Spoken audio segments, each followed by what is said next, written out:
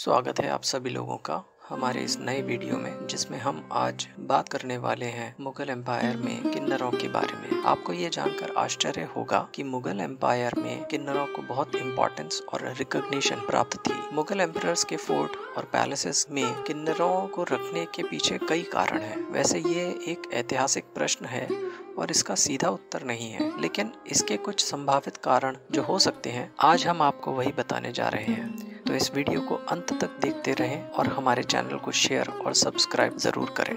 Mughal emperors के court में किन्नरों का महत्वपूर्ण योगदान था। किन्नरों को मुगल एम्परर्स के दरबारों में मनोहारी और मनोरंजक प्रदर्शन के लिए रखा जाता था। उनकी उपस्थिति कोर्ट में रंगीनता और प्रॉस्पेरिटी को बढ़ाती थी।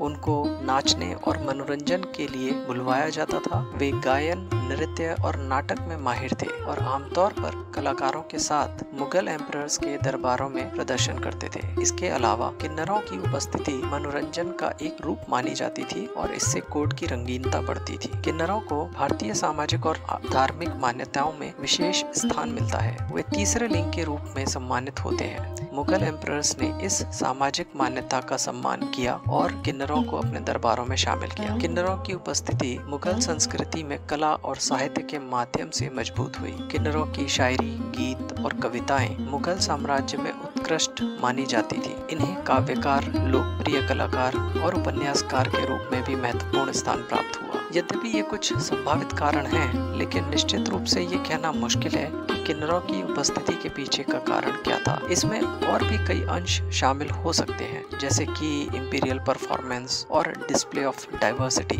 बाजार और इकोनॉमिक्स के साथ संबंध और सांस्कृतिक और सामाजिक प्रभावों और सुरक्षा।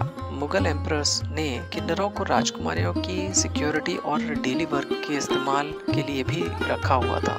ये कोर्ट में राजकुमारियों की सिक्योरिटी और सम्मान का ध्यान रखने के लिए महत्वपूर्ण भूमिका निभाते थे। किन्नरों को राजकुमारियों की प्रतीक्षा करते हुए रहने का कार्य दिया जाता था। वे उनके आराम और सिक्योरिटी का ख्याल रखते थे। डेली रूटीन वर्क में किन्नरों को राजकुमारियों के लिए रोजमर्रा की चीजें, सुविधाएं और मेडिकल ट्रीटमेंट का जिम्मा दिया जाता था। उन्हें उनके कपड़े, डेकोरेटिव मटेरियल, मेकअप और कॉस्मेटिक्स आदि का ध्यान रखने का कार्य भी सौंपा जाता था। मुगल काल में कुछ प्रमुख किन्नर हैं जावेद, गुलबाई, नूरबाई और लालचंद। जावेद पूरे मुगल साम्राज्य का सबसे प्रसिद्ध किन्नर है। वो मोहम्मद शाह रंगीला के समय बहुत ताकतवर हुआ। उसे मौके का इस्तेमाल करना खूब आता था और उसकी मौत पर राजमाता ने अपने गहने तक उतार दिए थे। गुलबाई एक प्रसिद्ध किन्नर थी जो मुगल सम्राट अकबर के कोर्ट में प्रस्तुतियों और कला और गायन के लिए मशहूर थी। नूरबाई भी एक प्रमुख किन्नर थी जिन्होंने मुगल सम्राट जहांगीर के कोर्ट में अपनी कला के प्रदर्शन के लिए प्रस्तुतियां दी। लालचंद एक अन्य प्रसिद्ध किन्नर थे जो मुगल सम्राट शाहजहां के कोर्ट में अपनी कला के लिए